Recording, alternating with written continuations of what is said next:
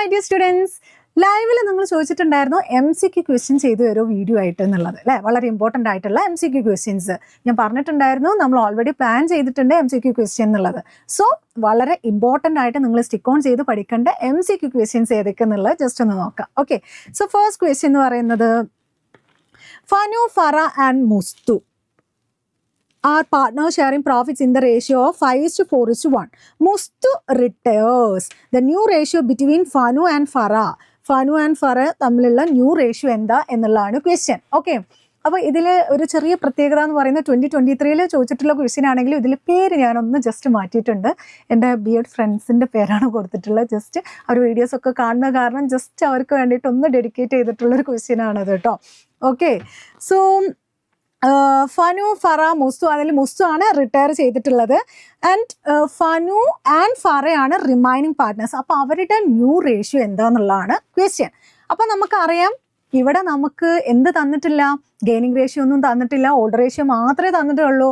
അങ്ങനെയുള്ള സിറ്റുവേഷനിൽ ആ ഓൾഡ് റേഷ്യോ തന്നെ ആയിരിക്കും ന്യൂ റേഷ്യോ എന്നുള്ളത് നമുക്കറിയാം അല്ലേ. അപ്പോൾ ഏതായിരിക്കും ഇതിൻ്റെ ആൻസർ എന്ന് പറയുന്നത് 5:4 ആയിരിക്കും. ഓക്കെ, അപ്പോൾ ആൻസർ 5:4. ഓക്കെ, സെറ്റാണല്ലോ. അപ്പോൾ അടുത്ത ക്വസ്റ്റ്യനിലേക്ക് പോട്ടെ. ഓക്കെ, നെക്സ്റ്റ് ക്വസ്റ്റ്യൻ എന്ന് പറയുന്നത് എന്താണ്? Realisation account is prepared at the time of dash. ഏത് സമയത്താണ് നമ്മൾ റിയലൈസേഷൻ അക്കൗണ്ട് പ്രിപ്പയർ ചെയ്യുന്നത് എന്നുള്ളതാണ് question. Dissolution of a firm, admission of a partner, retirement of a partner, death of a partner.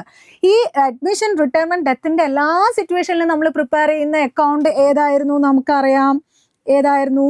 Revaluation account ആണ് അല്ലേ. അപ്പോൾ dissolution എന്ന് പറയുന്ന അക്കൗണ്ട് നമ്മൾ പ്രിപ്പയർ ചെയ്യുന്നത് ഏത് സിറ്റുവേഷനിലാണ്? പാർട്ട്ണർഷിപ്പ് ഫേം ഷട്ട് ഡൗൺ ചെയ്യുന്ന സിറ്റുവേഷൻ ആണ്. That means dissolution of a firm, otherwise dissolution of a partnership firm. Okay, set ആണല്ലോ. സെക്കൻഡ് ക്വസ്റ്റ്യൻ എന്ന് പറയുന്നത് dissolution of a firm. Okay, next question വന്നിട്ടുള്ളത് എന്താണ്? Which among the following account is prepared at the time of dissolution of a partnership firm. അപ്പോൾ dissolution of a partnership ഫേമിന്റെ സിറ്റുവേഷനിൽ നമ്മൾ prepare ചെയ്യുന്ന question account ഏതാണെന്നാണ് question. നേരത്തെ ക്വസ്റ്റ്യൻ്റെ just opposite ആയിട്ടാണ് വന്നിട്ടുള്ളത് കേട്ടോ. ഓക്കെ, അപ്പോൾ ഏത് അക്കൗണ്ടാണ് നമ്മൾ ഡിസൊല്യൂഷൻ്റെ സിറ്റുവേഷനിൽ നമ്മൾ പ്രിപ്പയർ ചെയ്യുന്നത്? നമുക്കറിയാം ഏതാണ്? റിയലൈസേഷൻ അക്കൗണ്ട് ആണ് പ്രിപ്പയർ ചെയ്യുന്നത് എന്നുള്ളത് അല്ലേ. അപ്പോൾ ആൻസർ എന്ന് പറയുന്നത് റിയലൈസേഷൻ അക്കൗണ്ട് ആണ്. ഓക്കെ അല്ലോ. Next question. The proportion in which existing partners surrender their share of profit in favor of newly admitted partner is called. അപ്പോൾ അഡ്മിഷൻ്റെ കേസിൽ നിന്നുള്ള ഒരു ക്വസ്റ്റ്യൻ ആണ്. അപ്പോൾ ന്യൂ പാർട്ട്ണർക്ക് വേണ്ടിയിട്ട് നമ്മളുടെ എക്സിസ്റ്റിംഗ് പാർട്ട്ണർ അവരുടെ ഷെയറിൽ നിന്നും എന്തെങ്കിലും സറണ്ടർ ചെയ്യുന്നുണ്ടെങ്കിൽ, ഷെയർ സറണ്ടർ ചെയ്യുന്നുണ്ടെങ്കിൽ അതിനെ എന്താണ് പറയുന്നത്? സാക്രിഫൈസിങ് റേഷ്യോ ആണോ, ഗെയിനിങ് റേഷ്യോ ആണോ, ഓൾഡ് റേഷ്യോ ആണോ, ന്യൂ റേഷ്യോ ആണോ? അപ്പോൾ ഇതിൻ്റെ എല്ലാം മീനിങ് അറിഞ്ഞു കഴിഞ്ഞാൽ നമുക്ക് ആൻസർ ഈസി ആയിട്ട് കിട്ടില്ലേ. നമ്മൾ സറണ്ടർ ചെയ്യുക എന്ന് പറഞ്ഞു കഴിഞ്ഞാൽ നമ്മളെ കയ്യിൽ നിന്ന് ഭാഗം പോവാണ് അല്ലേ. അപ്പോൾ തീർച്ചയായിട്ടും സാക്രിഫൈസ് അല്ലേ അത് ചെയ്യുന്നത് അല്ലേ. അല്ലെങ്കിൽ നമ്മൾ ഗെയിൻ ചെയ്യുക എന്ന് പറയണം. നമ്മൾ ഒരു ഷെയർ റിട്ടയർമെന്റിന്റെ കേസിലാണ് നമുക്ക് ഗെയിനിങ് റേഷ്യോ വരുന്നത് എന്നുള്ളതാണ്. Okay, and change in profit sharing ratio ആണെന്നുണ്ടെങ്കിൽ അവിടെ സാക്രിഫൈസിങ് വരാം, ഗെയിനിങ് വരാം, രണ്ടിനുള്ള സ്കോപ്പ് അവിടെ വരുന്നുണ്ട് എന്നുള്ളതാണ്. ആൻഡ് ഓൾഡ് റേഷ്യോ എന്ന് പറയുമ്പോൾ ഇതുവരെ നമ്മൾ അഡ്മിഷൻ അല്ലെ റിട്ടയർമെന്റ്, ഡെത്ത് ഏതെങ്കിലും ഒരു സിറ്റുവേഷൻ വന്നു എന്ന് വിചാരിക്കുക, അതുവരെ അഡ്മിറ്റ് ആവുന്നത് വരെ അല്ലെങ്കിൽ റിട്ടയർമെന്റ് ചെയ്യുന്നത് വരേക്കും എന്താണോ അവർ ഫോളോ ചെയ്തിരുന്ന പ്രോഫിറ്റ് ഷെയറിംഗ് റേഷ്യോ, അതാണ് ഓൾഡ് റേഷ്യോ എന്ന് പറയുന്നത് അല്ലേ. അപ്പോൾ അഡ്മിഷന് ശേഷം അല്ലെങ്കിൽ റിട്ടയർമെന്റിന് ശേഷം അല്ലെങ്കിൽ ഒരു പാർട്ട്ണറുടെ ഡെത്തിന് ശേഷം അവർ ഫോളോ ചെയ്യുന്ന പ്രോഫിറ്റ് ഷെയറിംഗ് റേഷ്യോ എന്താണോ അതാണ് ന്യൂ റേഷ്യോ. ഓക്കെ, സെറ്റാണോ? അപ്പോൾ നെക്സ്റ്റ് ക്വസ്റ്റ്യൻ. അപ്പോൾ ഇത് സാക്രിഫൈസിങ് റേഷ്യോ. അടുത്തത് എന്താണ്? On retirement of a partner, ലെമി എന്ന് പറയുന്ന ഒരു പാർട്ട്ണർ റിട്ടയർഡ് ആയി. Okay, the amount of general reserve is transfer to all partners capital account. Okay, first question ഞാൻ പറഞ്ഞിട്ടുണ്ടായിരുന്നു എൻ്റെ BEd ഫ്രണ്ട്സിന് ഞാൻ ഡെഡിക്കേറ്റ് ചെയ്തതാണ്. അതിൽ ഒരാൾ മിസ്സിംഗ് ആയിരുന്നു. അപ്പോൾ ആൾക്ക് സങ്കടമാവണ്ട. അപ്പോൾ അതുകൊണ്ട് ആളുടെ പേര് ഇവിടെ കൊടുത്തിട്ടുള്ള ലെമി എന്ന് പറയുന്നത്. Okay, set. അപ്പോൾ നമ്മുടെ ക്വസ്റ്റ്യൻ എന്തായിരുന്നു? on retirement of a partner, LEMI, the amount of general reserve is transferred to all partners capital account എന്നുള്ളതാണ്. അപ്പോൾ അവിടെയുള്ള ജനറൽ റിസർവ്സ് എന്ന് പറയുന്ന എമൗണ്ട് ഉണ്ട്, അത് നമ്മൾ എല്ലാ പാർട്ട്നേഴ്സിൻ്റെ ക്യാപിറ്റൽ അക്കൗണ്ടിലേക്കും നമ്മൾ ട്രാൻസ്ഫർ ചെയ്യണം. ഇൻ ഏത് റേഷ്യോയിലാണ് നമ്മൾ റിട്ടയർമെൻറ്റിൻ്റെ കേസ് ആകുമ്പോൾ എല്ലാ പാർട്ട്നേഴ്സിനും നമ്മൾ കൊടുക്കണം അല്ലേ. അഡ്മിഷൻ്റെ കേസ് ആകുമ്പോൾ ഓൾഡ് പാർട്ട്നേഴ്സിന് മാത്രം കൊടുത്താൽ മതി. ഇവിടെ റിട്ടയർമെൻ്റ് ആണ്, സോ ഓൾ പാർട്ട്നേഴ്സിനാണ്. ബട്ട് ഏത് റേഷ്യോയിലായിരിക്കും? ഇതുവരെ ഉണ്ടായിരുന്ന റേഷ്യോ ഏതാണോ ആ റേഷ്യോയിലല്ലേ നമ്മൾ കൊടുക്കേണ്ടത്? ഓൾഡ് റേഷ്യോയിൽ അല്ലേ, ഓൾഡ് പ്രോഫിറ്റ് ഷെയറിംഗ് റേഷ്യോയിലാണ് നമ്മൾ തീർച്ചയായിട്ടും ആ എമൗണ്ട് ജനറൽ റിസർവ്സ് നമ്മൾ ക്രെഡിറ്റ് ചെയ്ത് കൊടുക്കേണ്ടത്. Old profit sharing ratio. Okay, അപ്പോൾ അടുത്ത question, the written agreement of partnership is called. ഇത് വളരെ നമുക്ക് ഈസി ആയിട്ടുള്ള ഒരു ക്വസ്റ്റ്യൻ ആണ്. ഫസ്റ്റ് ആക്ട് എന്ന് വന്നിട്ടുള്ള ഒരു ക്വസ്റ്റ്യൻ ആണ്. Written agreement of partnership. Partnership എന്ന് പറയുന്ന ഓറൽ ഉണ്ട്, റിട്ടൺ ഉണ്ട്, നമുക്കറിയാം. ആ റിട്ടൺ എഗ്രിമെന്റിനെ നമ്മൾ പറയുന്ന പേരാണ് എന്ത്? പാർട്ട്ണർഷിപ്പ് ഡീഡ് എന്ന് പറയുന്നത്. Okay, partnership deed. അടുത്ത question, at the time of dissolution of a firm which of the following liability will be paid first എന്നുള്ളതാണ്. അപ്പോൾ ഫേമിൻ്റെ ഡിസൊല്യൂഷൻ്റെ സിറ്റുവേഷനിൽ ഏത് ലയബിലിറ്റി ആണ് നമ്മൾ ഫസ്റ്റ് പേ ചെയ്യേണ്ടത്? ഇതിൽ കൊടുത്തിട്ടുള്ളത് കേട്ടോ. ഔട്ട്സ്റ്റാൻഡിങ് സാലറി ഓഫ് പാർട്ട്ണർ തന്നിട്ടുണ്ട്, partners loan, partners capital, sundry creditors. നമുക്കറിയാം നമ്മൾ പേ ഓഫ് ചെയ്യേണ്ട ലയബിലിറ്റി നമ്മൾ പേ ഓഫ് ചെയ്യുമ്പോൾ ഫസ്റ്റ് നമ്മൾ പേ ഓഫ് ചെയ്യേണ്ടത് എക്സ്റ്റേണൽ ലയബിലിറ്റി ആണ്. എക്സ്റ്റേണൽ ലയബിലിറ്റി പേ ഓഫ് ചെയ്തതിന് ശേഷം മാത്രമാണ് നമ്മൾ ഏതിൽ നിന്നും പേ ഓഫ് ചെയ്യേണ്ടത്? ഏത് പേ ഓഫ് ചെയ്യേണ്ടത്? ഇന്റേണൽ ലയബിലിറ്റീസ് പേ ഓഫ് ചെയ്യേണ്ടത്. ഓക്കെ ആണല്ലോ. അപ്പോൾ ഇവിടെ outstanding salary of partners loan, partners capital, ഇതെല്ലാം ഇന്റേണൽ ലയബിലിറ്റി ആണ്. അപ്പോൾ ഇതിൽ വരുന്ന എക്സ്റ്റേണൽ ലയബിലിറ്റി എന്ന് പറയുന്ന ഒരേ ഒരു ലയബിലിറ്റി ഏതാണ്? സൺട്രി ക്രെഡിറ്റേഴ്സ് ആണ്. സോ ഇതിൽ ഫസ്റ്റ് നമ്മൾ പേ ഓഫ് ചെയ്യേണ്ട ലയബിലിറ്റി ഏതാണ്? എക്സ്റ്റേണൽ ലയബിലിറ്റി ആയിട്ടുള്ള സൺട്രി ക്രെഡിറ്റേഴ്സിന് പേ ഓഫ് ചെയ്തിട്ടാണ് അടുത്തതിലേക്ക് നമ്മൾ പോകേണ്ടത്. Okay, sundry creditors. Okay, set. അടുത്ത question, the business of the firm is terminated when dash take place.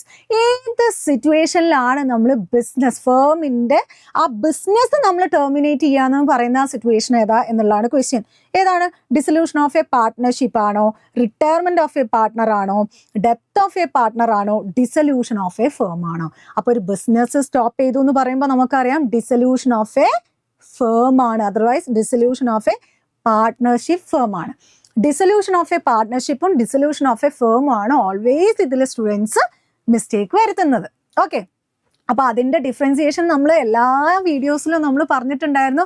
അപ്പോൾ അത് ആ ഡിഫറൻസിയേഷൻ മനസ്സിലായാലേ ഇതിൻ്റെ ആൻസർ നമുക്ക് ഒരു മിസ്റ്റേക്കും ഇല്ലാതെ നമുക്ക് പെട്ടെന്ന് ഏത് ഡിസൊല്യൂഷൻ ഓഫ് എ ഫേം എന്ന് എഴുതാൻ പറ്റുള്ളൂ. ഓക്കെ, അപ്പം പാർട്ട്ണർഷിപ്പിൻ്റെ ഡിസൊല്യൂഷൻ എന്ന് പറഞ്ഞു കഴിഞ്ഞാൽ പാർട്ട്നേഴ്സ് തമ്മിലുള്ള എന്താണ് എഗ്രിമെൻറ്റിലുള്ള ഡിഫറൻസ് ആണ് എൻഡ് ആവുന്നുള്ളൂ എന്നുള്ളതാണ്, പാർട്ട്നേഴ്സ് തമ്മിലുള്ള എഗ്രിമെൻറ്റ്. അപ്പോൾ അവിടെ റിട്ടയർമെൻറ്റോ ഡെത്തോ അല്ലെങ്കിൽ അഡ്മിഷനോ ഒക്കെ കാരണം കൊണ്ട് ഉണ്ടാവുന്നതാണ് ഡിസൊല്യൂഷൻ ഓഫ് പാർട്ട്ണർഷിപ്പ് എന്ന് പറയുന്നത്.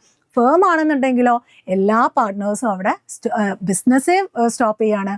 അപ്പോൾ പാർട്ട്നേഴ്സ് ഇനി അങ്ങോട്ടില്ല, ബിസിനസ് അങ്ങോട്ട് ഇനിയില്ല എന്നുള്ളതാണ്. So dissolution of a firm ആണ് വരുന്നത്. ഓക്കെ, സോ നെക്സ്റ്റ് അടുത്തത് എന്താണ് വരുന്നത്?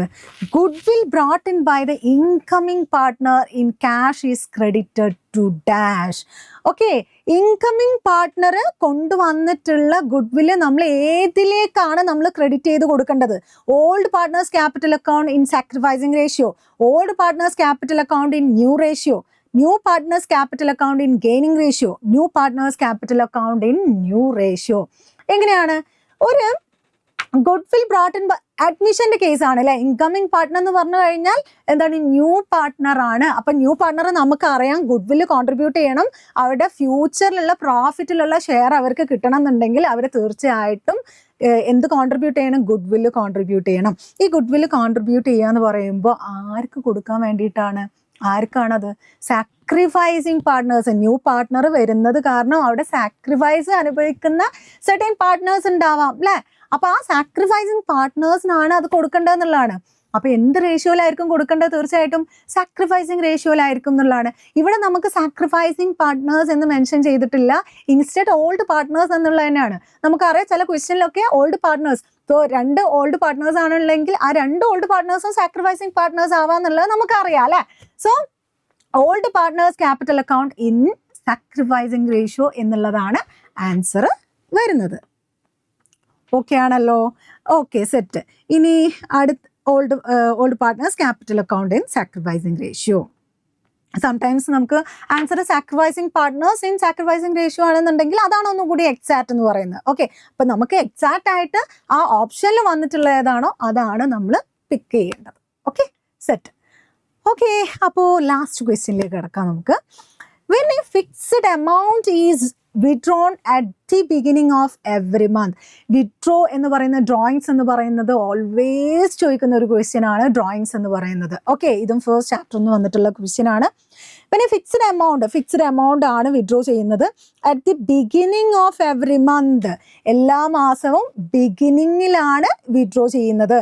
Interest is calculated on drawings. അപ്പോൾ ഡ്രോയിങ്സുമ്പോൾ നമ്മൾ ഇൻട്രസ്റ്റ് കാൽക്കുലേറ്റ് ചെയ്യുന്നത് ഇവിടെ എന്താണ് 6 months, 6.5 months, 5.5 months, 4.5 months എന്ന് പറഞ്ഞ് തന്നിട്ടുണ്ട്. അതായത് ആവറേജ് പീരീഡ് ആണ് ഉദ്ദേശിക്കുന്നത് അല്ലേ. ആവറേജ് പീരീഡ് നമുക്കറിയാം, മന്തിൻ്റെ കേസിൽ ആവറേജ് പീരീഡ് എന്ന് പറയുന്നത് നമുക്ക് തറോ ആയിട്ടുണ്ട് അത് അല്ലേ. മിഡിലിൽ നമ്മൾ 6 ആക്കി എടുക്കണം നമുക്കറിയാം. നമ്മൾ ബിഗിനിങ്ങിലാണ് പറഞ്ഞിട്ടുള്ളത്. അപ്പോൾ 0.5 ആഡ് ചെയ്യണം, 6.5 നമുക്കറിയാം അല്ലേ. അപ്പോൾ ഏതാണ് ആൻസർ എന്ന് പറയുന്നത്? ബി 6.5 ആണ് അല്ലേ. എൻഡിലായിരുന്നെങ്കിൽ ഏതായിരുന്നു? -0.5 ആണ്. That means 5.5. അപ്പോൾ ഈ 5.5 ഏതാണ്? എൻഡിലെ കേസ് ആണ് വരുന്നത്. ഓക്കെ, സെറ്റ് അല്ലേ. അപ്പോൾ ഒന്ന് നോക്കാം ആൻസർ. Okay, 6.5 months. ഓക്കെ, അപ്പോൾ MCQ എന്ന് പറയുന്നത് നമുക്ക് ഫുൾ മാർക്ക് കിട്ടണം എന്നുണ്ടെങ്കിൽ MCQ വളരെ ലിമിറ്റഡ് നമ്പർ ഓഫ് ക്വസ്റ്റ്യൻസ് അല്ലേ എന്ന് പറഞ്ഞിട്ട് ലീവ് ചെയ്യരുത്. നമുക്ക് ഫുൾ മാർക്ക് A+ എന്നുള്ളതും A+ൻ്റെ മുകളിലേക്ക് നമുക്ക് ഫുൾ മാർക്ക് എന്നുള്ള ആ ഒരു ടാർഗറ്റ് നമുക്കുണ്ടെങ്കിൽ തീർച്ചയായിട്ടും നമ്മൾ MCQ ക്വസ്റ്റ്യൻസും നന്നായിട്ട് തറവായിട്ട് പഠിച്ചിട്ട് പോകുക എന്നുള്ളതാണ്. അതിൻ്റെ ലോജിക്കും കാര്യങ്ങളൊക്കെ മനസ്സിലാക്കിയാൽ തന്നെ പെട്ടെന്ന് നമുക്ക് ആൻസർ അറ്റൻഡ് ചെയ്യാൻ പറ്റും MCQ എന്ന് പറയുന്നത്. ഞാൻ മുമ്പ് പറഞ്ഞിട്ടുണ്ടായിരുന്നു MCQ ചിലതിപ്പോൾ ഈ ഇൻട്രസ്റ്റ് ഓൺ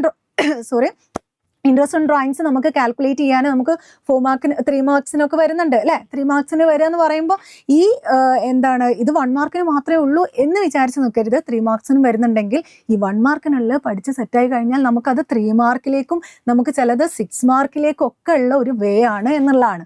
ഓക്കെ, അപ്പോൾ ഒരിക്കലും MCQ അത് പോട്ടെ എന്ന് പറഞ്ഞ് ലീവ് ചെയ്യരുത്. എല്ലാം നന്നായിട്ട് സെറ്റാക്കിയിട്ട് പോവാം. Okay, thank you.